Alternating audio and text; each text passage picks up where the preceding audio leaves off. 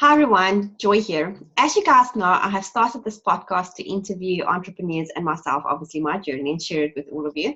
And today I have a great guy named Josh, and he is all the way from Iowa, United States, and he is a multipreneur. Let me get that right. So basically, he's got a few different businesses, and he's sharing his journey with us today. Hi Josh, how are you doing?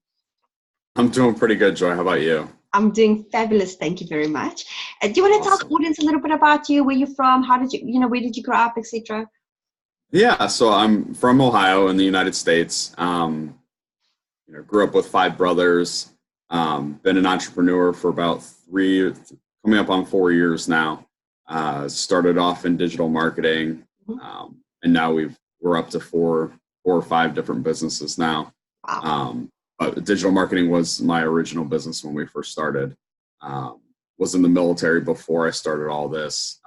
Currently still working a full-time job and getting ready to leave it at the end of December.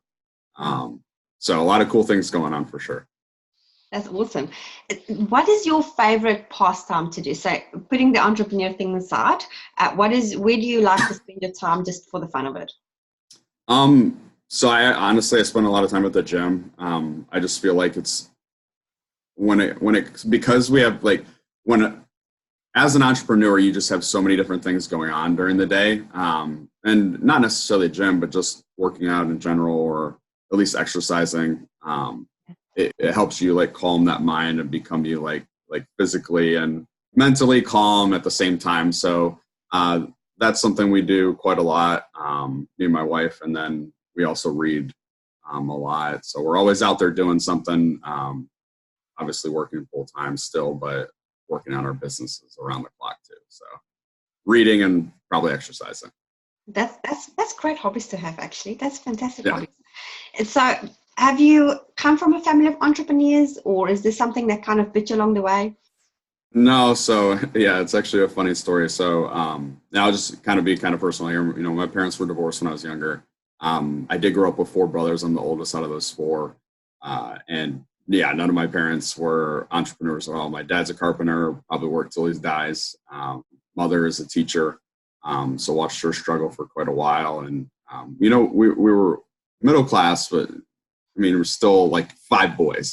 So it's she had to, really put her money where it was important. So we didn't really go on a lot of vacations or or grow up with a lot of nice things. A lot of it was hand-me-downs. Yes. But no, we didn't grow up with any entrepreneurs.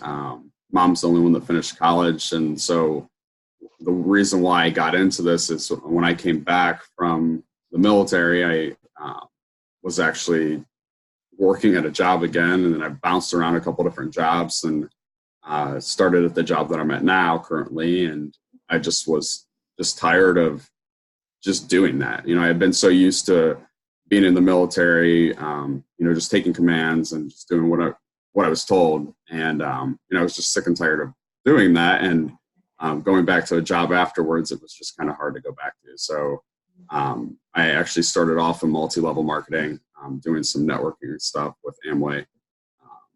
Didn't like that too much just because of the recruiting with people. So network marketing wasn't my thing. And then met somebody at the bank, and he was actually into digital marketing and got me started with this. And then obviously the other businesses followed. But as for the family, no, that nobody else started an entrepreneur. I'm actually the first one. So pretty cool. When you say, and I'm going to put you a little bit on a spot here because I was in exactly You're fine. situation. When you say, the recruiting side of MLM, I did it myself, and I thought it was very challenging. And we kind of share a journey here because I did exactly the same thing where digital marketing is more my thing. So where did you, what was your biggest struggle with MLM? Because people make it sound so easy before you join. Yeah. You join, it's like, wow, this is not what I expected. What was your biggest challenge with it, you said? Yeah. So going back to it, when I first started with it, it was the coolest thing to be around because it was a team environment. There's a lot of positive energy in there. You just meet so many cool people. Obviously, as you get started along, there's, certain things that you have to do to make certain points and Obviously you are out there recruiting people every single day, or you're purchasing products or selling products some way or another. And it was just to the point where I was like, this doesn't make me happy. Like this kind of makes me less happy than my job, because I'm a really big people person. I love helping people. I love talking to people, but I didn't feel comfortable enough going to my friends and family with this. So I wasn't going to be comfortable enough going to other people with it, just because it wasn't, I saw the business model. I saw it work. You know, I met people that it worked for. It just wasn't the right business for me. So my biggest challenge with it, honestly, was just the business model in general. I didn't agree with it completely. You know, obviously it is ethical, and you know, what they were doing wasn't like any pyramid scheme or anything, but it wasn't for me in the aspect that they were doing, for sure. Oh, I completely agree with that. Like, and I love to ask this type of questions, and I'm so grateful that you have this, you know, that you had this experience, because I have many friends that is an I can't speak today. This is a problem.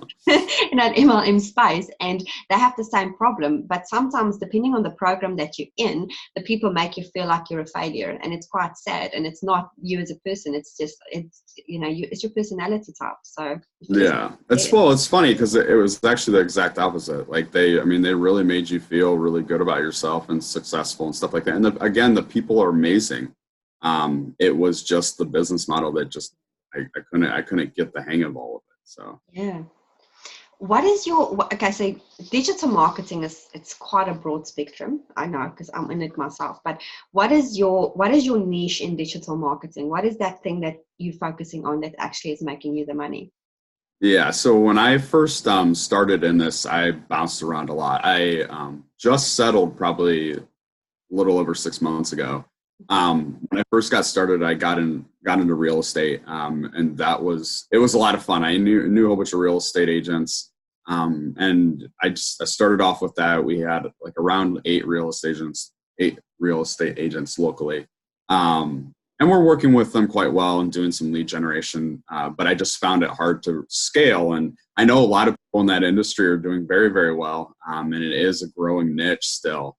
But I felt like for maybe like our demographic where we are, it was very saturated. And you know, real estate agents, they get so many emails every single day from lead generation companies that a lot of them, you know, are scams. So it was just hard to, you know, sit there and deliver that every single day and explain that we're something else. My company was different. So it kind of floated off. So, you know, I kept those 8 agents, and then we kept working with them, and then we jumped into the education space, and that's honestly where, you know, I kind of took off. So I started doing private education for private daycares. We started doing website design for them, reputation management, so like review management stuff for them, and then started bringing in students for them, so lead generation with students. And it was a really cool experience. So we ended up ending with around like 11 daycares around the area where I live. And it was a very cool experience, just because, you know, a lot of people are working with lawyers or real estate agents, and the education niche isn't as sexy as most other niches are. But it was a lot of fun, just because, you know, I have a son of 4 years old, and you know, so I had been around the environment and the directors and stuff like that, but everybody was always nice. When you called in, either they didn't know what you were talking about and you just had to explain it, or it was just a matter of, you know, just talking to them.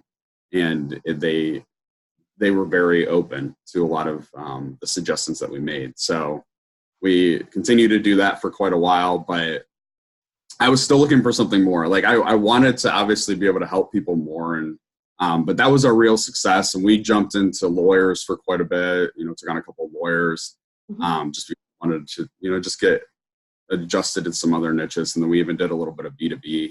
And that's kind of where that ended when it came to like our digital marketing. And a little over 6 months ago, I just jumped into one-on-one coaching myself, helping people build their own digital businesses. So that's awesome. I love that. Ended with that. Yeah. That is great. Now, if you say you're helping people to build their own businesses, what is like your top 3 tips that you would give, like, you know, any type of person to build your business? I know there's Yeah. So, top three.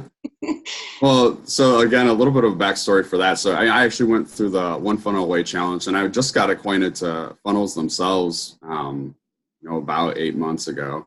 And it was a really eye-opening experience because a lot of people have just been using websites for the longest time. We had been building websites for the longest time, and funnels just really opened up our eyes to like a lot of other opportunities, especially for our clients. But when it came to actually doing what I wanted to do, like I was trying to help people, and when I went through that challenge, it felt like a lot of people didn't know what they wanted to do or what product to sell or what their passion was. And I feel like starting off in this industry, like a lot of people bounce around to so many different things. I did it. I've had friends that did it. Some of my case studies for my coaching did it. And you just really have to find that passion for you to continue doing it. And some people it is real estate. Some people it is lawyers. Some people it is coaching. So it was a matter of, just trying to find where Yes. I wanted to be. You know what I mean? So, you repeat your question one more time. I could kind of go on these rants. Go ahead. That's perfectly fine. I love these conversations. So, you're fine. So my question was like the top 3 tips that you would give people. Top 3 tips.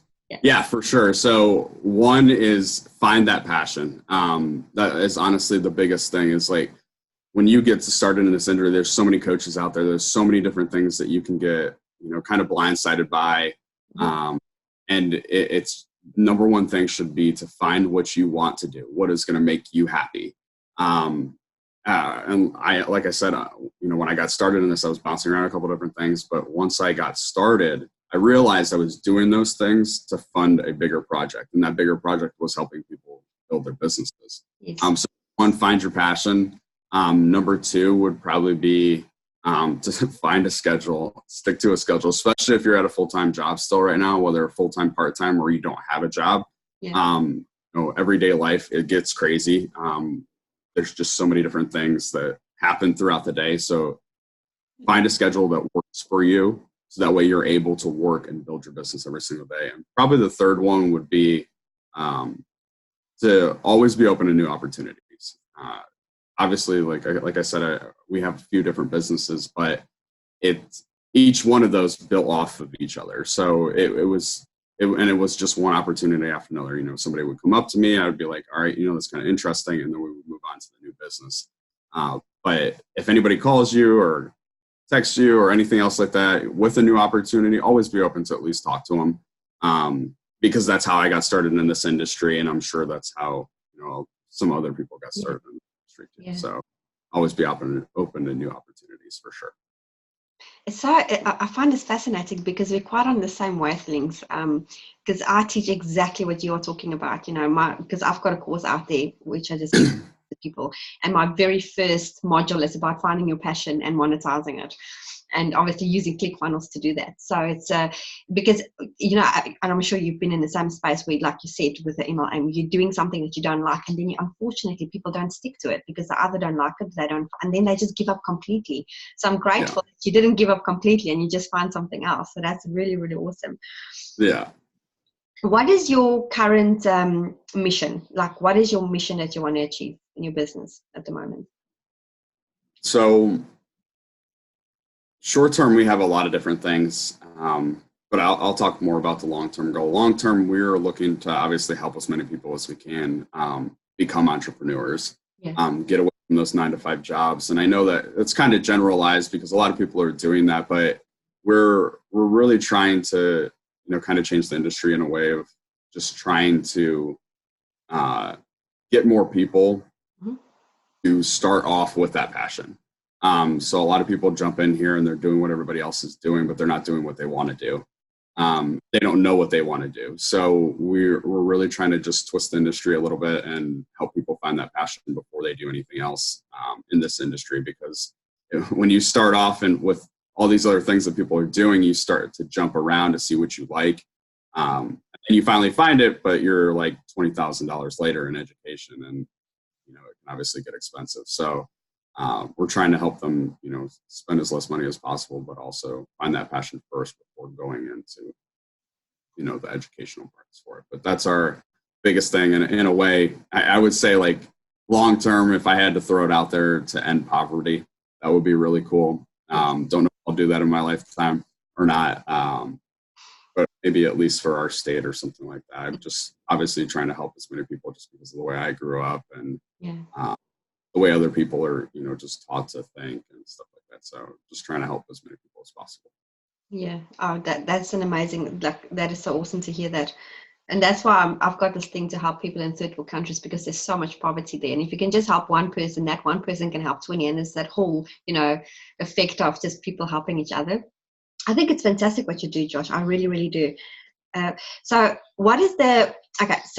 you've got your businesses and you've got them going. So you mentioned before we actually push the record button, you've got some other businesses going. What is that you have running on the side, except now for this one? Yeah, so I am, again, I'm always one of those people that is always looking for the next opportunity. Yeah. And I honestly have had to learn a lot myself this year because that is, it's a gift and a curse at the same time, because you find so many cool opportunities, but you never focus on one. So I've really had to slow down. And instead of continuing to open businesses, we're focusing on one thing at a time now, to build those up to certain amounts of money per month, and then on from there and continue to build those businesses. So, like I said, digital marketing right now, we're starting to jump into one-on-one coaching. We just finished a case study program about 4 months ago. And then 2 months later, we actually jumped into, about 3 or 4 months now, we jumped into real estate. So we just jumped into real estate investing. Have been flipping properties and just jumping into that. So that's another business that we just started. And then about 4 months before that, we started a music production company and publishing company. I had EDM artists, dance music artists that had been working with me for quite a while, doing some music for some clients. Very nice guy, very close with me. And he asked me, he's like, I know you do marketing. He's like, do you think you might be able to help me for free? Not for free, but like help me in general. And I was like, yeah. So I started to help him for free. And word of mouth got out that, I had been helping him and I helped do other different producers. And started to be like a little hobby of mine. But it got to the point to where it was too big. And I was like, I got to do something to the point to where it's not taking up all my time, because it just was taking up my time from other businesses. So we opened up our own music publishing / record label company. And we're trying to redefine that industry a little bit too, to kind of make an all-in-one industry for producers and DJs and stuff like that to, have their copyrights in one place, have their, music publishing in one place, be on all the platforms that they can, make sure they're into a schedule. So that business is really, really, really cool too. Kind of put it on the back burner a little bit just because of the real estate thing. Yeah. And then that's really it right now. I mean, we do some Amazon FBA stuff. So we sell some Amazon products and stuff like that, and affiliate stuff.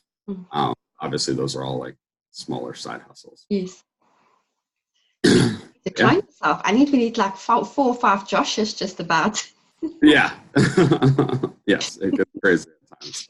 That's why I said, like, I've really had to pull myself back and be like, all right, so what is important right now? Realized, the marketing business is doing pretty well to the point to where you can automate it. So we have some virtual assistants working, helping us with that.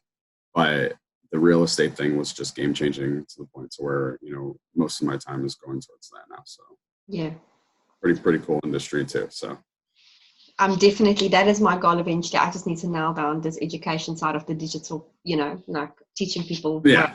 Basically where you've been, I'm now. So what is that thing that keeps driving you to success? My son. I mean, that's honestly the biggest thing. So, I love him to death. You obviously have kids too, so you know how they are. But it's really just, I grew up the way that I was, and I've changed completely from the person that I was when I left the military. And it's just crazy to still see, like, my family struggling and stuff like that. So, I mean, that drives me to the point to where I want to be able to do something and change their lives too, while changing other people's lives. But my son is probably the biggest biggest aspect of that, just because I don't want him to grow up, not seeing me and, having to have me go to work. And I know that's probably a lot of people's, things obviously too, but it's just a matter of also building that legacy and having something to leave to him. And having him realize, like, my dad's here to touch a lot of other people. So that was probably the biggest aspect, and family in general, I would say, is my biggest motivation. So. I completely understand it. Do you think you're going to turn your son into a little entrepreneur himself when he's a little bit older? I'm hoping so. Obviously, they have their own minds of their own. So whatever he wants to be, he can be. But it would be pretty cool if he at least took on a couple businesses or something. Yeah, no, definitely. I like that idea. At least get in the mindset. Exactly. And there's this guy like Caleb Maddox. You probably heard about him, where he's turning little kids into entrepreneurs. Yeah, I heard about it. Yeah. Yeah, he's apparently very good. So when my son turns 7, I'll put him in, just see what happens. You've got nothing to. He's already like, when I build funnels, he comes and he pokes and see what I'm doing, and then he like guides me with the things like, do that. I'm like, no, that's not going to work, but it's quite fun. Yeah, it's fun. Okay, so we covered all the questions. Now I've got one last little question for you. So, with as far as traffic goes, and because people, it's one thing, you start your business, it's all going fabulous, but then how do you get those eyeballs on your business? And this is a part where a lot of people struggle with. So what do you guys currently do to drive traffic to your business, and what type of traffic do you actually use? So it's funny that you say that, because now we just jumped into this real estate thing, but with the digital marketing, what we were doing before was completely word of mouth. We were doing a lot of cold calling. I come from a sales aspect of my job, and I was just so used to doing it already that we just started calling businesses, real estate agents, the daycares, the whole 9 yards. So we just started calling around, and that's how we started. And then word of mouth got around, and then we didn't even know anything about ads when I first started, a little over 3 years ago now. But now what we're doing is a lot of organic, and that's what I'm trying to teach in my coaching program, and it's still something that I'm learning too. But a lot of people focus on those paid ads, but again, I'm trying to mitigate the cost as much as possible for when people start in this industry, because you already spend so much money in education when you first start in this, because you have to learn certain aspects that people need to make the money back and pay for that education. So if they're pumping more money into ads or something else like that, it's hard. You just keep going, and it's hard to catch up. So yes. Biggest thing for me is, like, when it comes to traffic, has been cold calling, but again, that's probably not a lot of people's forte, because it does get comfortable and stuff like that. If you didn't grow up in a sales environment, it is a little bit hard, but that was probably the biggest, most successful thing for us. And then now we've been doing, like, joining Facebook groups and just kind of, mingling with people, just picking brains, or, throwing some ideas in there and just having people comment, and then pulling them towards our business, or just getting on phone calls with them. So still kind of getting on phone calls and cold calling, but we've been using Facebook groups a lot. I feel like that's the best way to build organic traffic. Mm-hmm. YouTube is amazing. I've on the back end trying to start a podcast, because this is absolutely amazing too. You can touch so many more people. And you were saying before this, like, you're trying to touch more people, and a lot of people don't have good internet signals or something else like that, but you can do audio. You know what I mean? So it's just, podcasts are awesome. And I've been definitely trying to jump on that train, because it is a good way to do organic traffic. And then YouTube, of course. And then Instagram. I mean, all the social media platforms have the capability of building their own organic traffic. You just have to find out, like, how to do it. So I feel like just trying to find that way of organic traffic. So. And networking is the way to go. And a lot of people don't want to do it, but you can either choose, you pay a fortune for advertising, or you just start networking, and automatically, you will eventually go into the paid stuff. But it's a good way to start if you have no cash. Yeah, for sure. That's Okay, so last question, last statement-ish type thing for you. If you have any advice for somebody sitting on the fence thinking to become an entrepreneur, but they're not sure if they actually really want to do it because they've got some fear holding them back, or whatever the problem is, what is that piece of advice that you will give them? So and I've been listening to a lot of like motivational stuff today and lately, and it's my biggest piece of advice is to just jump. Just take the jump into it. It is scary. You are going to spend a lot of money. You may not, but you have to take that jump or you'll never know what you're going to end up doing or what you're capable of. And there are so many people out there that don't jump, but we only have one life. So that's it. And you can either choose to work at a job for the rest of your life. And if that's what you're passionate about, then fine. But there's so many other ways that people can help each other by becoming an entrepreneur.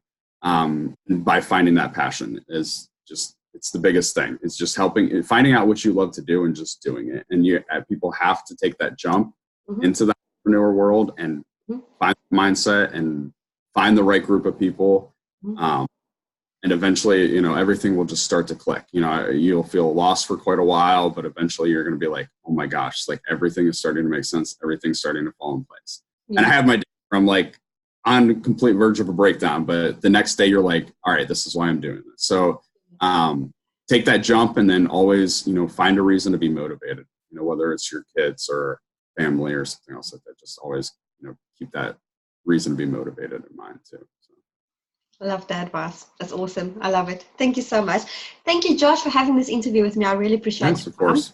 It's really refreshing to know that there's somebody like you out there that thinks like me, because I thought I was going crazy, because a lot of that the circles that I'm in is like, just make money online, but it's boring to just make money online. Do something that you love to do. So I know a lot of people talk about that as well, but unfortunately the circles that I'm in, it's all about making money. It's not about finding what you love. So it's really to find that. So thank you so much for your interview. I really appreciate your time. Yes, thank you. And and have a good day, week, and enjoy your weekend coming up. All right, you too, Joy. It was really nice talking to you.